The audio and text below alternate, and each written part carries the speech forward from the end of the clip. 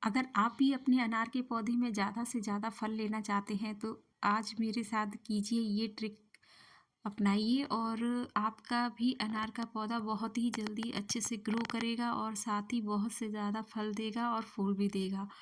तो इस वीडियो में बने रहेंगे और देखिए कि किस तरह से मेरा ये प्लांट है, फ्लावरिंग भी हो चुकी थी इसमें और फल भी लगने के बाद अब ये इस तरह से हो गया है, क्योंकि इसके फ्रूट थे जो सर्दियों में मैंने ले लिए। हार्वेस्टिंग हो गई अनार के फलों की और उसके बाद अब ये प्लांट इस तरह से हो गया सर्दियों के कारण। तो बस बसंत ऋतु का मौसम है, ये बसंत ऋतु के ही दिन वाला वीडियो है, पर वीडियो अपलोड होने में हो सकता है टाइम हो जाए, पर आपको मैं बता दूं इसमें ग्रो होना शुरू हो गया है। तो चलिए वीडियो में आगे बढ़ते हैं। तो नमस्कार दोस्तों, स्वागत है आपका मेरे एक और नई वीडियो में। अगर आप चैनल पर नए हैं तो चैनल को सब्सक्राइब कीजिएगा और वीडियो पसंद आए तो लाइक ज़रूर कीजिएगा और कमेंट तो आपका ज़रूर बनता ही है कि आपको यह वीडियो कैसा लगा। तो देखिए इसकी हमें मदद लेनी है अपने अनार के पौधे के लिए। तो पहले तो कर लेनी है अच्छे से गुड़ाई। गुड़ाई करेंगे और गुड़ाई इतनी करनी है हमको कि हम इसकी जो रूट्स होती है वहाँ तक पहुँच जाए। मतलब मेन प्रोसेस ये है कि हम तने का भाग छोड़ करके जो हमारे गमले के चारों तरफ की मिट्टी है उसकी हमें 1 से 1.5 इंच तक की गुड़ाई कर देनी है। और गुड़ाई भी अच्छे से गहरी वाली गुड़ाई करनी है, हल्की और ऊपर से गुड़ाई नहीं करनी है। साथ ही गुड़ाई करने के बाद जो एक्स्ट्रा मिट्टी है जो हमने ऊपर से गुड़ाई की है उसको हम निकाल लेंगे। तो पहले तो हमें अच्छे से गुड़ाई करते जाना है और हो सके तो अच्छे से हम गुड़ाई करें, क्योंकि ये काम हमें प्लांट पर इसकी नई ग्रोथ के लिए और नए फल फूल के लिए कर रहे हैं। तो हम इस पर मेहनत पहली बार और इस तरह से कर लेंगे जिससे कि ये अच्छे से हो जाए। तो देखिए मैंने मिट्टी निकाल ली है और यहाँ पर मैंने दूसरी मिट्टी तैयार की है। मिट्टी में कुछ नहीं डाला है, ये लिया है मैंने यहाँ पर डीएपी। डीएपी की यहाँ पर देखिए आप ज़्यादा क्वांटिटी नहीं है, आप कह सकते हैं 2 बड़ी चम्मच होगा या 60 से 80 की यहाँ पर ये छोटी-छोटी गोलियाँ कह सकते हैं, ये ली है मैंने। तो डीएपी हमारे प्लांट के लिए बहुत ही ज़रूरी होता है और डीएपी के कारण ही हमारा प्लांट जो है एक अच्छी ग्रोथ बनाने के में डीएपी एक अच्छी सहायक होता है। तो यहाँ पर मैंने कुछ मात्रा में, थोड़ी-सी मात्रा में जो आपको मैं दिखा रही हूँ उससे थोड़ी-सी मात्रा मैंने ली है यहाँ पर और उसको मिट्टी में फैला दिया है। उसके बाद मैंने यहाँ पर 1 लेयर मिट्टी की डाल दी है। यही काम हमको दूसरी स्टेप में भी करना है। हमें एक साथ पूरा डीएपी नहीं डालना है, इसको थोड़ा-थोड़ा ही डालना है। मेरा गमला बड़ा है, यहाँ 12 इंच के पॉट से भी बड़ा है, इसलिए यहाँ पर मैं ये प्रोसेस 3 से 4 बार करूँगी।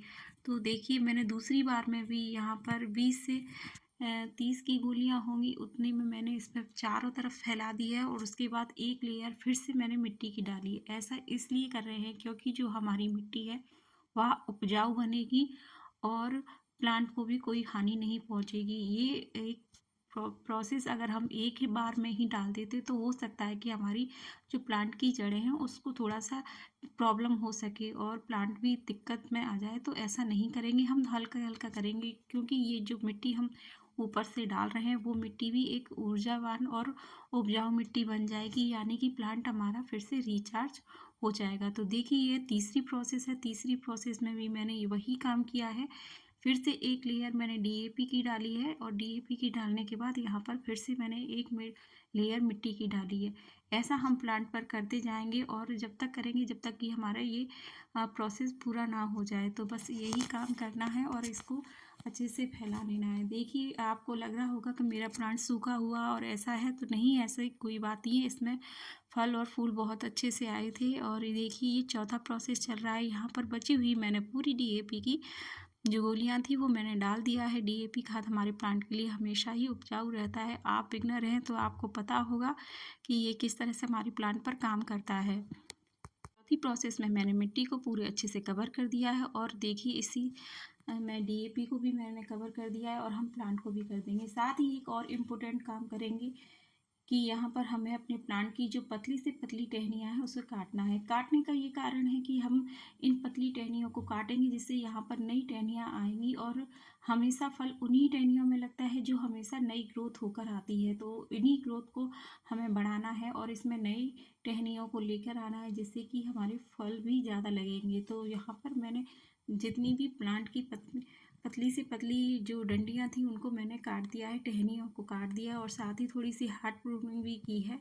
यह प्लांट मेरा बहुत ही अच्छा ग्रो करता है और इसको मैंने बरसात के मौसम में रीपॉट किया था। तो इस यहाँ मौसम रीपॉट का है पर मैं नहीं करूँगी क्योंकि मेरा सर्दियों बरसात में रीपॉट हो चुका है। सर्दियों के कारण इसकी पत्तियाँ झड़ गई हैं, तो बस उसी पर हमें काम करना है और नए फल के लिए इसको तैयार करना है। यह प्रोसेस करने के बाद जैसे कि मैंने डीएपी डाला है और अच्छे से गुड़ाई की है, पानी देंगे अब अपने प्लांट में और इसको छोड़ देंगे और साथ ही 3 महीने तक हम इसमें और कोई काम नहीं करेंगे। इस प्लांट को इसी तरह से छोड़ देंगे, पानी समय समय पर पानी देते रहेंगे और इसमें अब हम नया खाद कोई नहीं देंगे। तो 3 महीने के लिए ये प्रोसेस हमारी पूरी कंप्लीट हो गई है, इसीलिए हम प्लांट को इस मिट्टी से रिचार्ज करेंगे और इस तरह से हम इसकी हार्ड प्रूनिंग और इसकी जो पतली टहनियाँ हैं वो हटाते जाएंगे। ये सब काम करने के बाद ये हमारा प्लांट अच्छे से ग्रो हो जाएगा। जब मेरा प्लांट ये ग्रो होगा मैं आप सबके साथ वीडियो भी शेयर करूँगी कि किस तरह से यहाँ पर मेरे प्लांट ने ग्रोथ की हुई है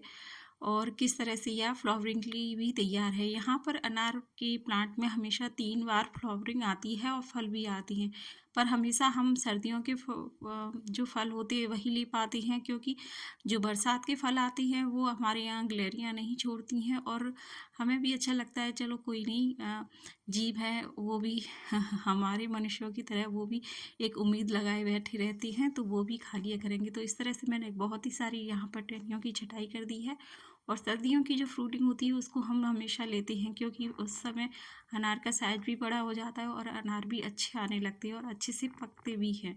तो इस तरह से हम अपने अनार पे ये काम कर लेंगे। बसंत का मौसम लग गया है और ऋतुएँ बदलती हैं, जैसे ऋतुएँ बदलती हैं उसी तरह से हमारे प्लांट की भी एक प्रोसेस चालू हो जाती है ग्रोथ की।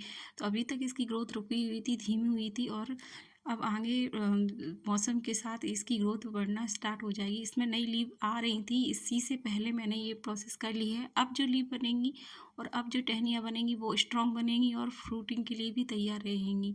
तो आपको यह वीडियो मेरा कैसा लगा कमेंट कर ज़रूर बताइएगा और क्या आप अपने प्लांट पर इस तरह की प्रोसेस करते हैं ये भी कमेंट कीजिएगा। तो मैंने पूरा देखने के लिए बहुत बहुत धन्यवाद।